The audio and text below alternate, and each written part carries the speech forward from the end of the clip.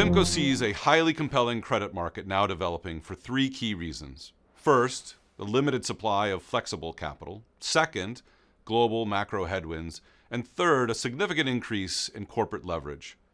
Increasing fragility of the market against a backdrop of rising rates, higher inflation, and slowing growth supports increasing demand for that flexible capital.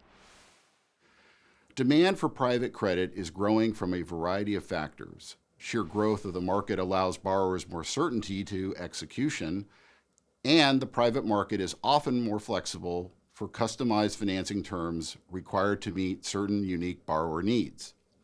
To date, we've had enormous supply of capital serving loans to well-performing middle-market companies. This has served to exponentially fuel the private credit market. But few of these managers offer flexible capital to borrowers, such as second liens, junior capital, and even preferred equity are often part of the solution we provide to borrowers. At PIMCO, given our size, we focus on larger-sized companies where the significant commitment is required to meet the financing needs. PIMCO recently provided the entire $700 million preferred equity investment to a large family-owned infrastructure company with short line rail, port, and terminal assets throughout the United States and parts of Canada. The company's assets are critical to North American infrastructure, difficult to replace, and provide a significant amount of end market and geographic diversity. Companies will increasingly require flexible capital solutions across their capital structures and will continue to be attracted to those managers that can commit the entire financing.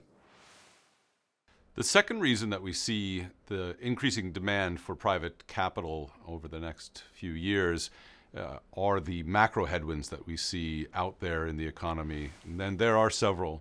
The Federal Reserve tightening monetary policy, reducing its balance sheet, is restraining the supply of credit into the economy.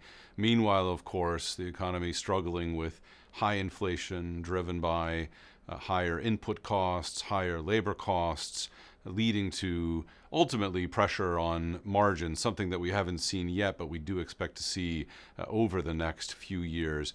That in turn will stress corporate income statements and make it more difficult for corporations to fund themselves out of their cash flow, meaning that there will be more need for more bespoke solutions in the private credit space.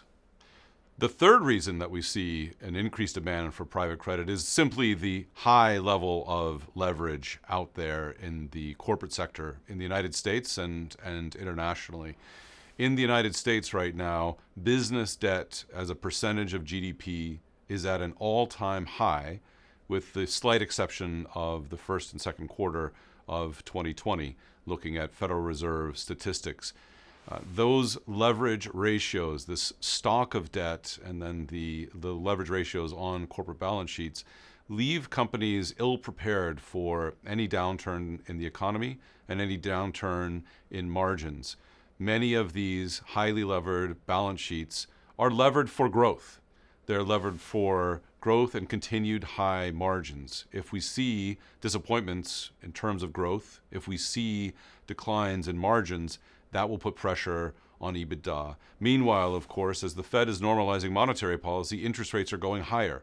And so companies that pay floating rate interest costs on their debt will see their interest costs go higher.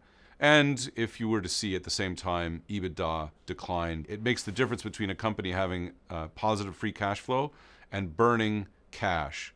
And when you get into burning cash, then you start to hit a wall in terms of your credit fundamentals, and you start to look about for new solutions in terms of your financing needs.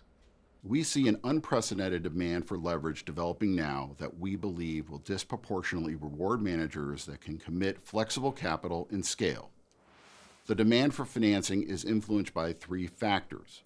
Record market size now across the public and private markets, $4 trillion, which represents 3 times the size of the market at the beginning of the financial crisis. Companies now have record leverage just as we enter a cyclical period of rising rates and potential earnings declines. Finally, we believe that there is a lack of private capital to meet borrowers' full capital structures, and particularly for larger companies.